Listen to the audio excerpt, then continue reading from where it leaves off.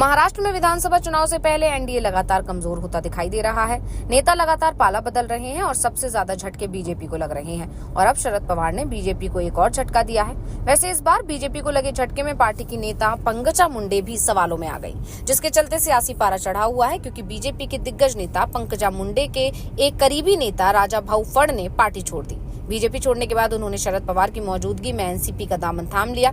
शरद पवार की पार्टी में शामिल हुए राजा भाऊ ने तो यहां तक कह दिया कि विरोधियों पर झूठे मामले दर्ज करना बीजेपी की नीति है। अब मेरे खिलाफ भी फर्जी केस दर्ज किया जाएगा। इस दौरान शरद पवार ने भी एनसीपी के उन नेताओं पर सीधा हमला बोला जिन्होंने सत्ता पाने के लिए पार्टी को तोड़ा, साथ ही बीजेपी को भी निशाने पर लिया। शरद पवार ने कहा कि प्रधानमंत्री 400 पार कहते रहे, लेकिन लोकसभा चुनाव के बाद वो 240 सीटों तक भी नहीं पहुंच पाए। जिन लोगों ने हमारे नाम पर चुनाव जीता और सरकार बनाई, उन्होंने हमें छोड़ दिया, लेकिन हम तब तक आराम नहीं करेंगे जब तक कि हम सरकार ना बदल दें।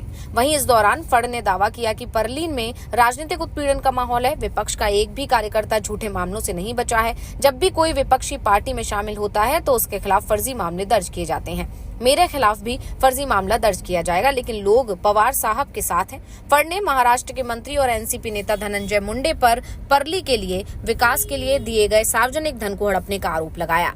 दरअसल 2019 के विधानसभा चुनाव में परली सीट से एनसीपी के धनंजय मुंडे चुनाव जीते थे।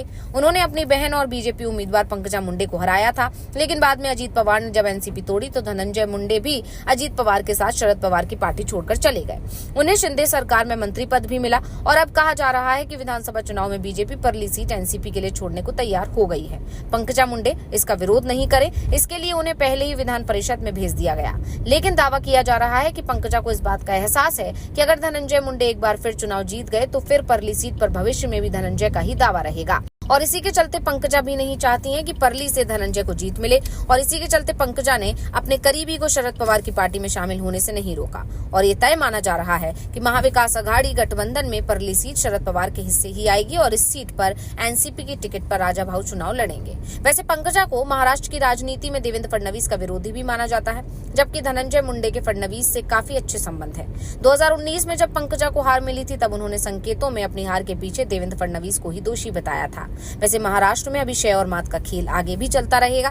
देवेंद्र फडणवीस और शरद पवार के बीच एक दूसरे के दल में सेंधमारी की होड़ लगी हुई है, लेकिन फिलहाल इसमें शरद पवार भारी पड़ते दिखाई दे रहे हैं। दरअसल लोकसभा चुनावों के बाद से ही महाविकास अघाड़ी गठबंधन में उत्साह दिखाई दे रहा है। गठबंधन ये मानकर चल रहा है कि अब महाराष्ट्र में सत्ता परिवर्तन तय है। एनडीए की हार होने वाली है। राज्य में कुछ ही दिनों में चुनावों का ऐलान हो जाएगा। 26 नवंबर से पहले चुनाव परिणाम घोषित हो जाएंगे। ऐसे में राजनीतिक दलों को भी इस बात का एहसास है कि अब समय ज्यादा नहीं है।